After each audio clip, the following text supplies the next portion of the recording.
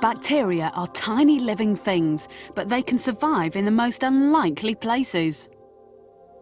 From the scorching heat of the hottest desert, to the sub-zero wastes of the polar regions, from the tops of the highest mountain peaks, to the bottom of the deepest oceans. They're here in poisonous sulfur springs and hot volcanic geysers. Incredibly, bacteria have even been found living inside solid rock. But there are some places that bacteria and fungi particularly like to hang out.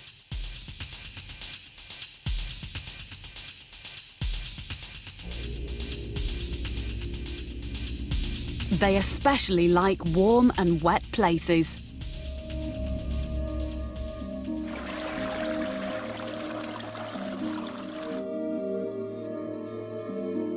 An ideal place for bacteria and fungi to live is on the human body.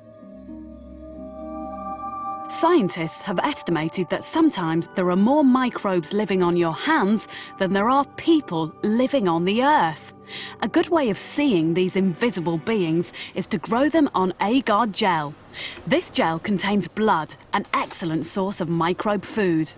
Place a hand on it, cover it up, and leave it in a warm incubator. 48 hours later, and the warmth has encouraged the microbes to multiply. Eventually, there are so many microbes that they become visible. Each spot is made up of millions of microbes. Many microbes are living on your skin all the time. The question is, does washing remove them? And does using soap really make a difference? We've come to the Skin Research Centre at Leeds University to find out. Simon and Maikwan haven't washed their hands all morning. First, they touch a fresh agar plate with an unwashed hand. Then they wash. Simon washes his hands with soap and water, while Maikwan just uses water. After drying with a paper towel, they each touch another agar plate. Now it's time for some expert help. Richard Bojar is a microbiologist. He puts the agar plates in a warm incubator for 48 hours. So what will the plates look like 2 days later? Normally, you wouldn't take the lid off. The concentration of microbes could be dangerous. But Richard has treated the plates and killed all the microorganisms.